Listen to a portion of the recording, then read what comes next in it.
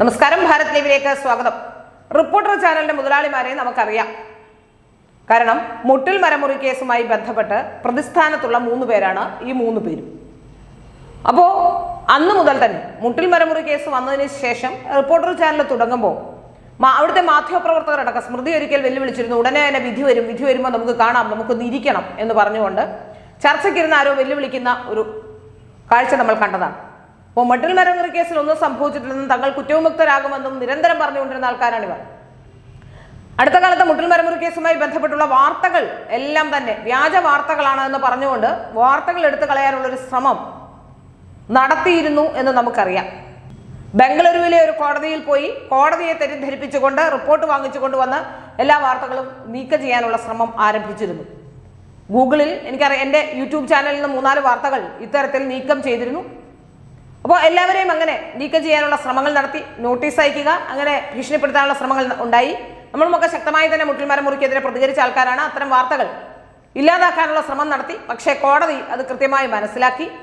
ചില മാധ്യമങ്ങൾ അതിൽ കക്ഷി ചേർന്നതോടെ കോടതിക്ക് ബോധ്യപ്പെട്ടു ഇവർ പറയുന്നത് കള്ളമാണെന്നും ഇവർ വ്യാജ ആരോപണം ഉന്നയിച്ചുകൊണ്ട് കോടതിയെ കൂടി കബളിപ്പിക്കാനുള്ള ശ്രമമാണ് അവിടെ നിന്നും വിധി വാങ്ങിച്ചുകൊണ്ട് നടത്തുന്നതെന്ന് മനസ്സിലായി.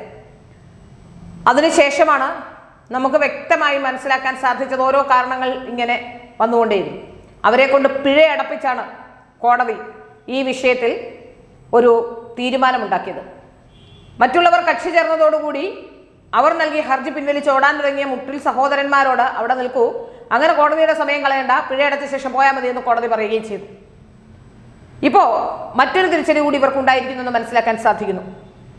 മുട്ടിൽ മരമുറി കേസുമായി ബന്ധപ്പെട്ട് ഈ സഹോദരന്മാർക്ക് കനത്ത തിരിച്ചടി ഉണ്ടായത് മുറിച്ചു കടത്തപ്പെട്ട 104 ഈട്ടിമരങ്ങൾ അത് കണ്ടുകെട്ടിയ വനം വകുപ്പിന്റെ നടപടിക്കെതിരെ പ്രതികൾ ഒരു ഹർജി നൽകിയിരുന്നു. ആ ഹർജി, അതായത് വനം വകുപ്പ് ഇത് കണ്ടുകെട്ടിയിരുന്നു, അതിൽ ആ വനം വകുപ്പ് കണ്ടുകെട്ടിയ തങ്ങളുടേതാണ് ആ ഈട്ടി എന്ന് പറഞ്ഞുകൊണ്ട് കോടതിയിൽ പോയി ഒരു ഹർജി ഫയൽ ചെയ്തു. എന്നാൽ ഈ അപ്പീൽ അത് വനം വകുപ്പിന്റെ നടപടിക്കെതിരെ പ്രതികൾ നൽകിയ അപ്പീൽ വയനാട് അഡീഷണൽ ജില്ലാ കോടതി തള്ളി എന്നുള്ളതാണ് നമുക്ക് മനസ്സിലാക്കാൻ സാധിക്കുന്നത്. മരങ്ങളുടെ ഉടമസ്ഥാവകാശം ഉന്നയിച്ചാണ് ഇവർ അവിടെ ഹർജി നൽകിയത്. വനം വകുപ്പിന് വേണ്ടി ജില്ലാ ഗവൺമെന്റ് പ്ലീഡർ ഹാജരായിരുന്നു. റിപ്പോർട്ടർ ചാനലിന്റെ മകളായ റോജി അഗസ്റ്റിൻ, ആന്റോ അഗസ്റ്റിൻ, ജോസൂട്ടി അഗസ്റ്റിൻ എന്നിവരുൾപ്പെട്ട 12 പേരാണ് ഈ കേസിൽ പ്രതികളായിട്ടുള്ളത്. 2020-21 കാലയളവിലാണ് ഒരു ഉത്തരവ് പുറത്തിറക്കി. ആ ഉത്തരവിന്റെ വിവാദ ഉത്തരവായിരുന്നു. ആ ഉത്തരവ് തന്നെ വിവാദമായിരുന്നു. ആ ഉത്തരവിന്റെ അടിസ്ഥാനത്തിൽ കോടികൾ വിലമതിക്കുന്ന വനത്തിലെ തടികൾ മുറിച്ചു കടത്തുകയായിരുന്നു ഇവരെന്ന് അന്വേഷണ സംഘം കണ്ടെത്തി. ഇവർക്ക് ഏറ്റവും ബുദ്ധിമുട്ടായത് മരങ്ങളുടെ DNA പരിശോധന നടത്തിയതാണ്. മുറിച്ചു മാറ്റിയ മരങ്ങൾ 500 വർഷത്തിലേറെ പഴക്കമുള്ള സംരക്ഷിത മരങ്ങൾ ഉൾപ്പെട്ടിട്ടുണ്ട് എന്ന് DNA പരിശോധനയിലൂടെ സ്ഥിരീകരിക്കാൻ കഴിഞ്ഞു എന്നുള്ളതാണ് വനം വകുപ്പിന്റെ ഏറ്റവും പ്രധാനപ്പെട്ട നേട്ടം. ഇവിടെ വ്യാജരേഖകൾ ഉണ്ടാക്കി എന്നുള്ളത് മറ്റൊരു പ്രധാനപ്പെട്ട കാര്യമാണ്. ഭൂവുടമകളുടെ പേരിൽ വില്ലേജ് ഓഫീസിൽ സമർപ്പിച്ച അപേക്ഷകൾ വ്യാജമാണെന്നും, അതായത് ഓരോ ഭൂമി ഉടമകളും അവരുടെ മരം വിൽക്കാനായി ഒരു കരാർ ഉണ്ടാക്കുന്നു, അതിന് അനുമതി നേടിയെടുക്കുന്ന രീതിയിലാണ് ഇതെല്ലാം നൽകിയിട്ടുള്ളത്. പക്ഷേ എല്ലാം ചെയ്തത് ഇവർ 3 പേരും ചേർന്ന് മാത്രമാണ്. ഭൂവുടമകളൊന്നും അറിഞ്ഞിട്ടുമില്ല. അന്വേഷണം കേന്ദ്ര ഏജൻസികളിലേക്ക് പോകുന്നു എന്നും മനസ്സിലാക്കാൻ സാധിക്കുന്നു. വ്യാജരേഖ ചമയ്ക്കൽ, പൊതുമുതൽ നശിപ്പിക്കൽ, വഞ്ചന തുടങ്ങിയ കുറ്റങ്ങൾക്കൊപ്പം ലാൻഡ് കൺസർവൻസി ആക്ടും ഇപ്പോൾ ഇവർക്കെതിരെ നിലവിലുണ്ട്. നിലവിൽ പോലീസിനും റവന്യൂ വകുപ്പിനും പുറമെ കള്ളപ്പണം വെളുപ്പിക്കൽ നിരോധന നിയമപ്രകാരമുള്ള PMLA കേസ് എൻഫോഴ്സ്മെന്റ് ഡയറക്ടറേറ്റും ഇവർക്കെതിരെ അന്വേഷണം നടത്തിക്കൊണ്ടിരിക്കുകയാണ്.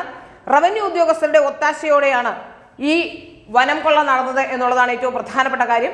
ഈ വനം കൊള്ളയുമായി ബന്ധപ്പെട്ട് മറ്റു പ്രധാനപ്പെട്ട ചില കാര്യങ്ങൾ ഉയർന്നു വന്നത് അന്ന് വനം വകുപ്പിലെ തന്നെ സത്യസന്ധരായ പല ഉദ്യോഗസ്ഥന്മാർക്കുമെതിരെ ആരോപണം നടത്താൻ ആന്റോ അഗസ്റ്റിൻ പ്രത്യേകം ശ്രദ്ധിച്ചിരുന്നു. അതിൽ ഏറ്റവും പ്രധാനപ്പെട്ടത് നേരത്തെ സൗത്ത് വയനാട് DFO ആയിരുന്ന ധനേഷ് കുമാറിനെ കുറിച്ചാണ്. അദ്ദേഹം 1 ലക്ഷം രൂപ വാങ്ങിയെന്ന തരത്തിലുള്ള ഒരു ആരോപണമൊക്കെ ഉന്നയിക്കാൻ നോക്കി. പക്ഷെ ധനേഷ് കുമാറിനെ നമുക്ക് എവർക്കും അറിയുന്നതാണ്. വനവകുപ്പിലെ ഏറ്റവും സത്യസന്ധരായ ഉദ്യോഗസ്ഥനാണ് ധനേഷ് കുമാർ എന്ന കാര്യത്തിൽ സംശയമില്ല. നെല്ലിയാമ്പതിയിലെയും മൂന്നാറിലെയും ഒക്കെ പല എസ്റ്റേറ്റുകളും, ഹാരിസന്റെ അടക്കമുള്ള എസ്റ്റേറ്റുകൾ അത് സർക്കാരിന് ലഭ്യമാകുന്ന തരത്തിൽ ചില നീക്കങ്ങൾ നടത്തിയ ഉദ്യോഗസ്ഥനായിരുന്നു DFO, നേരത്തെ ഉണ്ടായിരുന്ന സൗത്ത് വയനാട് DFO ആയിരുന്ന ധനേഷ് കുമാർ. അദ്ദേഹത്തെയൊക്കെ പ്രതിസ്ഥാനത്ത് നിർത്താനുള്ള ശ്രമങ്ങളൊക്കെ നടത്തി. പക്ഷേ അദ്ദേഹത്തെക്കുറിച്ച് ജനങ്ങൾക്ക് അറിയാവുന്നതുകൊണ്ടും അദ്ദേഹത്തെക്കുറിച്ച് രാഷ്ട്രീയ നേതൃത്വങ്ങൾക്ക് അറിയാവുന്നതുകൊണ്ടുമൊക്കെ അത് ഒരു തരത്തിലും വിലപ്പോയില്ല. ഇപ്പോൾ ഏതായാലും മുട്ടിൽ സഹോദരന്മാർക്ക് തിരിച്ചടി ഉണ്ടായിരിക്കുന്നു. മാത്രമല്ല ചാനലിനും വലിയ തിരിച്ചടിയാണ് ഉണ്ടാകുന്നത്. ഓരോരുത്തരായി അവിടെ നിന്ന് സ്ഥലം വിട്ടിരിക്കുന്നു. പണത്തിന് വേണ്ടി അവിടെ ചേക്കേറിയ പലരും, നമുക്കറിയാം ഒരു ചാനൽ തുടങ്ങുമ്പോൾ കൂടുതൽ പണം കിട്ടുന്നു എന്ന് കാണുമ്പോൾ ഏത് ആൾക്കാരും അവിടേക്ക് ചാടി വീഴുന്ന കാഴ്ച കഴിഞ്ഞ കാലഘട്ടങ്ങളിൽ മാധ്യമരംഗത്ത് കണ്ടതാണ്.